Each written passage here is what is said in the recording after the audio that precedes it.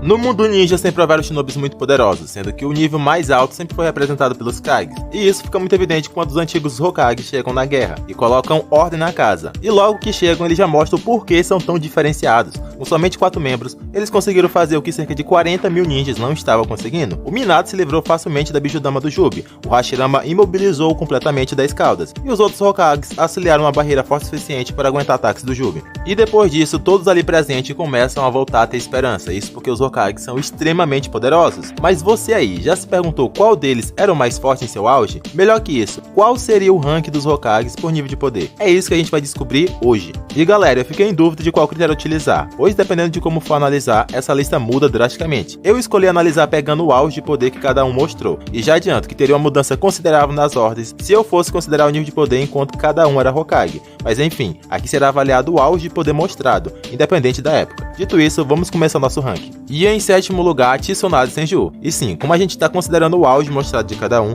a Tsunade cai para a última posição. Mas se fosse considerado o tempo que cada um estava em seu mandato, ela estaria mais acima. Mas enfim, a Tsunade se mostrou ser uma das maiores ninjas médicas que o mundo shinobi já viu. E isso se não for de fato a maior de todas. Mas quando o assunto é nível de poder e feitos, os maiores da Tsunade foram na luta contra o Madara. E só o fato de enfrentar o Madara e sair viva já é um feito absurdo, mesmo que ela estivesse com mais 4 Kages lá. Tsunade naquela luta juntamente com Noki era o motor do combate. Enquanto o Noki os liderava com sua experiência de anos e também os motivava, a Tsunade era a responsável por manter o time no jogo, pois logo que ela chega, ela já cura parte dos Kages que estavam feridos. E sem isso, a luta nem teria acontecido do jeito que a gente viu. Também foi por causa dela que todos saíram vivos, mas ela também se mostrou muito forte. Por exemplo, quando ela conseguiu atacar o Madara e até mesmo chegou a quebrar parte de seu Susanoo inicial. Muita gente esquece, mas ali também teve uma ajudinha do Raikage. Mas enfim, a maior parte do mérito foi de fato da Tsunade. Ela também acertou um porradão que transformou o Madara em zumbi, quase que de forma instantânea. E isso só na base da porrada. O Madara só escapou dessa porque tinha usado um clone. Mas como a própria Tsunade falou, se ele fez isso foi porque de alguma forma eles o estavam pressionando. Além disso tudo, a Tsunade mostrou a capacidade de conseguir lutar mesmo estando empalado por 2 espadas do Susanoo completo do Madara. Ela ativou o Byakugou e conseguia se regenerar sem usar selos de mão. E também conseguia meter a porrada capaz de desorientar o Susanoo completo. Além disso,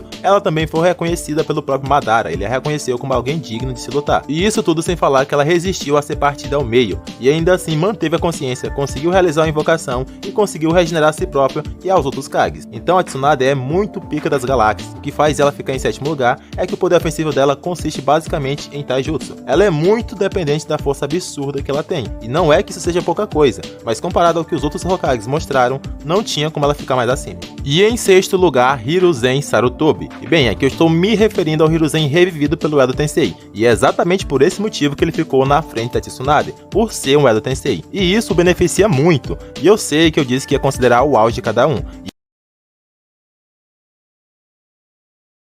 E eu sei que o auge do Hiruzen também foi na sua juventude, mas o fato é que nem eu nem você viu essa tal juventude. A gente só soube das histórias, nem flashback teve. Então tem aquela história que o Hiruzen dominava todos os jutsus da Aldeia da Folha, mas não foi mostrado. Tem a história que ele também foi considerado o segundo deus shinobi, mas também não teve nada que remetesse a isso. O que a gente viu de fato foi que no Edo Tensei, mesmo estando velho, ele podia tirar mais proveito dos próprios poderes, como por exemplo quando ele utiliza um ataque com 5 elementos para anular o ataque também de 5 elementos do Guru-Guru, que estava comandando aquela estátua lá de madeira do Yamato. Aquilo foi muito foda, pois são poucos ninjas que conseguem utilizar os 5 elementos, e mais poucos ainda aqueles que conseguem usar eles de forma simultânea. Além disso, ele ainda podia utilizar a invocação dele, o Rei Macaco Ema, que era bem poderosa, sendo que ele foi capaz de empurrar a Kurama completa para fora da aldeia, e também conseguia destruir Mokuton com muita facilidade. E é por esse motivo que o Hiruzen fica na frente da Tsunade, pois como Edo Tensei, mesmo que a Tsunade exploda o Sandaime, ele vai voltar em seguida, já que a Tsunade não tem jutsu de selamento, e mesmo que ela tenha muito chakra pelo Byakugou,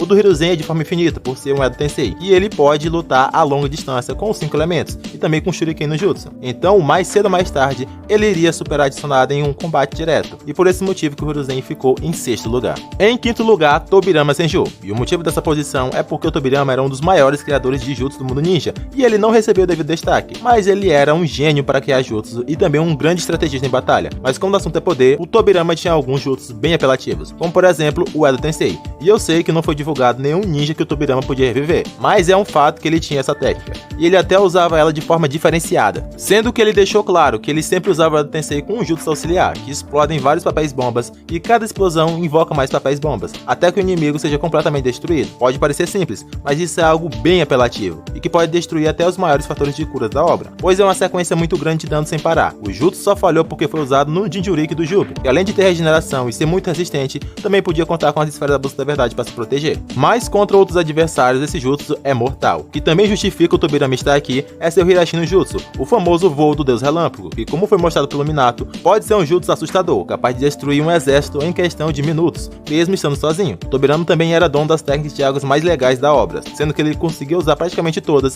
sem ter água no ambiente, e isso não era para qualquer um. Então nosso quinto lugar é sim do Tobirama. E em quarto lugar, Hatake Kakashi. Mas calma, meu parceiro, lembre-se que aqui é o auge de poder